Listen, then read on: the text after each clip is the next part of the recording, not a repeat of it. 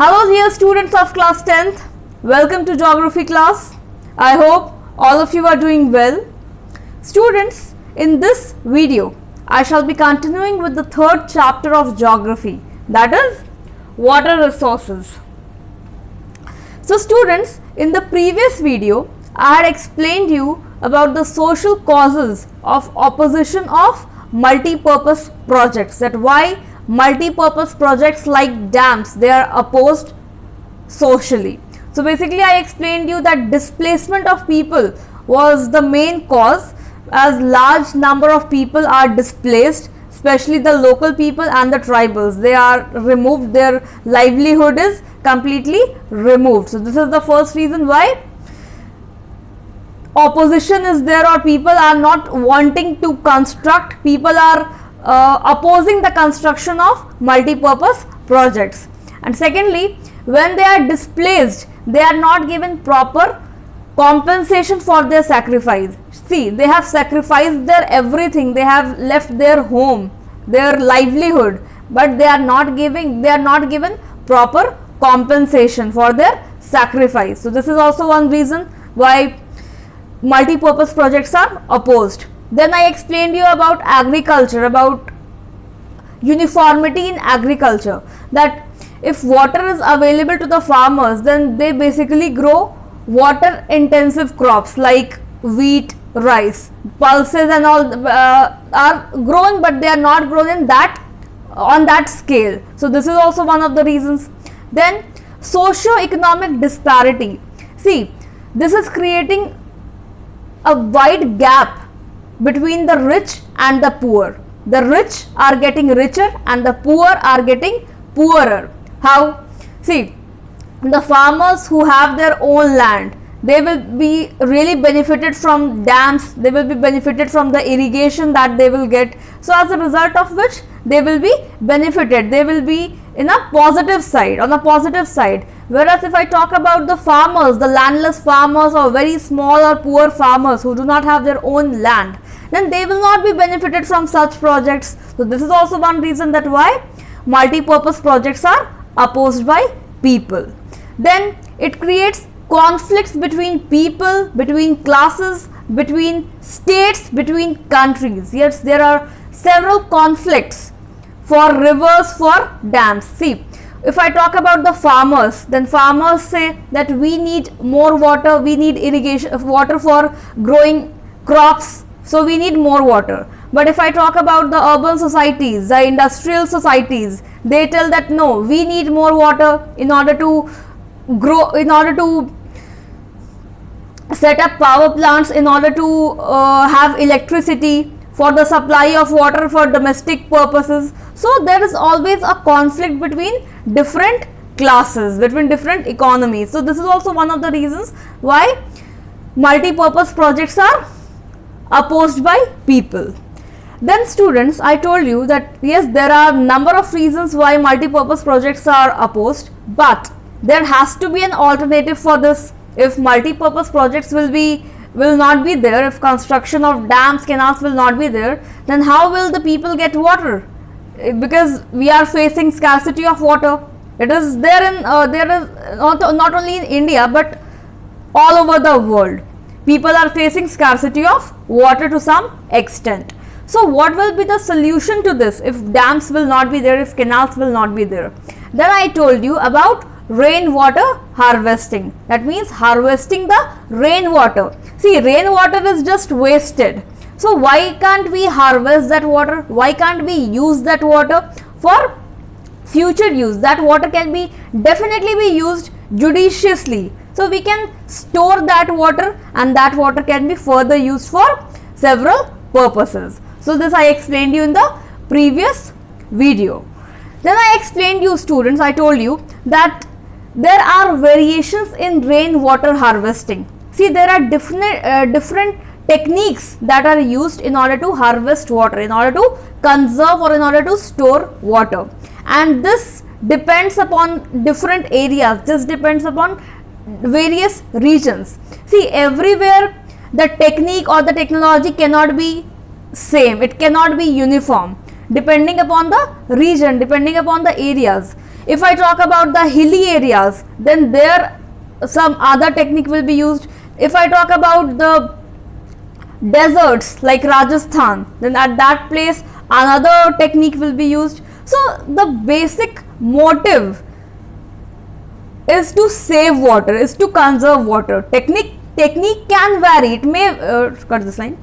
Technique may vary, but the main aim, the main purpose is to save water, is to collect water. It is, the main purpose is to conserve the water that is being wasted, and that water can easily be saved. It is a very simple, economically and environmentally viable technique. This rainwater harvesting is an environmentally and economically viable technique.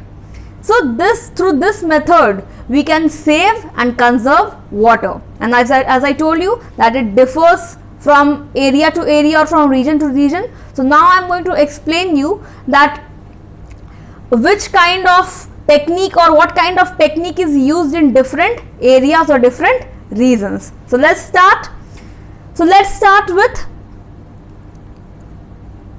the mountainous regions. So first we have gulls and kulls. Now I am going to explain you about gulls and kulls. Now what are these gulls and kulls?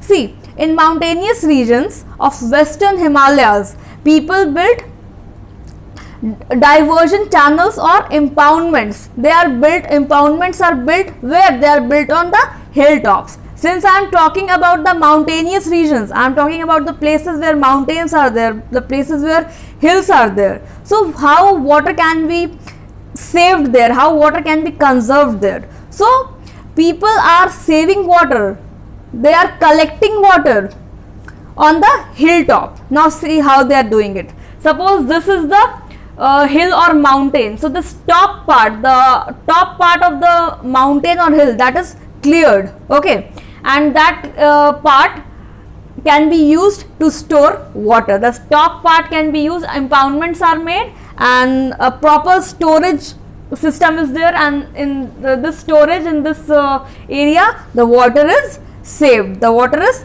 collected. Now you must be thinking that if water will be collected on the hilltop, if the hilltop is cleared, if the hilltop is cleared, then the water may go inside. How will the water go inside? Hill is not hollow, mountains are not hollow, they are not hollow, so the water will not go inside. Rather, a proper collection of water, a proper storage of water can be there. So in mountainous regions of western Himalayas, people build diversion channels. These are diversion channels or impoundments. They are created on the hilltop. They are built on the hilltop. So I hope that gulls and kulls are clear. Please remember that gulls and kulls are for the mountainous regions. Now we will talk about the second type or the second technique through which water can be saved or conserved. So now I am going to talk about the desert prone areas, that means areas of Rajasthan. So there khadans and johats are built. So the second type is khadans and johats. So in the area of Rajasthan, that means especially Jaisalmer or Barmer, these khadans and johats are found. See, if I talk about the desert areas, then they have arid soil. That means water retention capacity of the soil is very low. So in arid soil, in arid region, the agricultural fields are converted, or they were converted into rain-fed storage structures, as you can see in the picture. So these fields, these agricultural fields, they were converted into rain-fed storage structures, and in these fields, these structures, water was collected, water was saved. And you know what, in these storages, water can easily be stored in the field, and then what will happen? If the water will be there in the field, so the soil that will absorb the water, definitely it will absorb the water, and if the soil will absorb the water, then the soil will become moisturous, it will hold water, it will absorb water. So in the future, whenever crops will be cultivated, then the soil would get moisture, and as a result of which the crops can be grown in a proper manner. Since if I am talking about the Rajasthan areas, they basically have arid soil, and the water retention capacity is very low of arid soil. So this way, by building these rain fed storage structures, water can be collected into those rain fed storage structures, and then what will happen? Because of water, below soil is there, so because of water, soil will absorb the water, and as a result of which, when after in the future crops will be planted, crops will be cultivated, so the soil will be moisturous, and as a result of which the crops will be grown in a better way, they will get moisture. So I hope that khadims and johats are clear to everybody. Now students, let's come to the third way to conserve water, and the third method is bamboo drip irrigation system. Now we will see that how water can be saved or conserved through bamboo drip irrigation system. Let me tell you that this system is a very old system to transport water, and this is actually a 200-year-old system used in Meghalaya. Please remember that bamboo drip irrigation system is used in Meghalaya. Why? In order to transport water. Students, I feel you must have seen bamboo, and if you have not seen, you can see here. This is bamboo. See, bamboo is hollow inside, nothing is there inside bamboo. So if you cut the bamboo into two equal halves, it can be cut the line. So if bamboo is cut into two equal halves, then the bamboo can be used as an open artificial pipe. It can be used as an open artificial pipe. Since it is not, if we will cut into two parts, into two equal halves, definitely it will not be covered. It will act as an open artificial pipe. So with that, so many bamboos are connected one after the other, as you can see in the picture also, and these bamboos, they act as artificial pipes in order to transport water from one place to another, and through these pipes water is transported to one place to another. You know, in these pipes, if water is poured, then it transports from one place to another. It is like a channel. So the bamboos, they are connected with the streams to the field. Wherever excessive water is there, it is connected to there, it is attached there, and then it goes to the fields, or it goes to the agricultural land. And from this system, or through this system, water can be transported from areas having more water to the areas that require water. Okay, and let me tell you that this bamboo drip irrigation system has one disadvantage. Now what is the disadvantage of bamboo drip irrigation system? See, since it is open, it is like an open pipe, so a lot of water is wastage, leakages are also there, and as a result of which a lot of water is wasted. So students, you know, about 18 to 20 liters of water enters the bamboo pipe system and gets transported over hundreds of meters. Yes, these channels means they are very big channels, I would say. They are connected one after the another, and then these 80 to 20 liters, they finally get reduced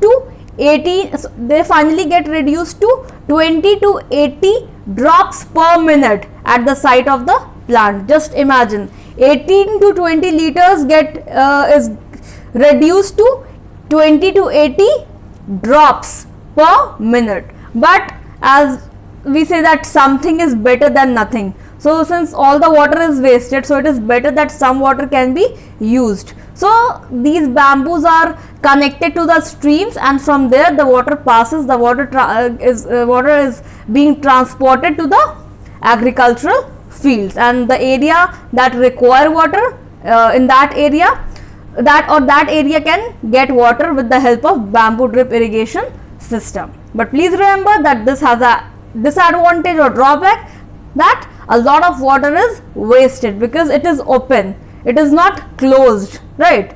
It is just a artificial pipe, you would say. It's an artificial pipe, an open pipe in which leakages can definitely be there.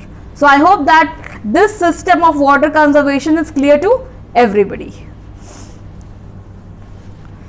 Now students, let's come to the fourth method or the fourth way in order to conserve or store water. So the fourth method is inundation channels, that means through inundation channels. Now let me tell you that in the floodplains of Bengal, people developed inundation channels to irrigate their fields. See, they are channels meant to, these inundation channels, they are channels meant to carry the overflow of water from rivers and other water bodies to the fields for irrigation. So the main purpose of creating inundation channels is basically to use that excess water, the overflow of water. See, if water is overflown, that means it will go to houses, it will go to agricultural fields in an inappropriate manner, right? Not in proper channel. It will go anywhere, it will just be wasted. And if more water goes to the agricultural field also, then what will happen? The crops may ruin, the crops may be destroyed, because agricultural field also require a particular amount of water. If a lot of water will go there in the agricultural field, then what will happen? The crops will ruin, the crops will be completely destroyed. So these inundation channels were developed, where they were developed in the floodplains of Bengal. So why they were developed? In order to carry the overflow of water from rivers and other water bodies to fields for irrigation, because so that water goes in proper channel, right, in proper direction, in proper manner. So these inundation channels were created.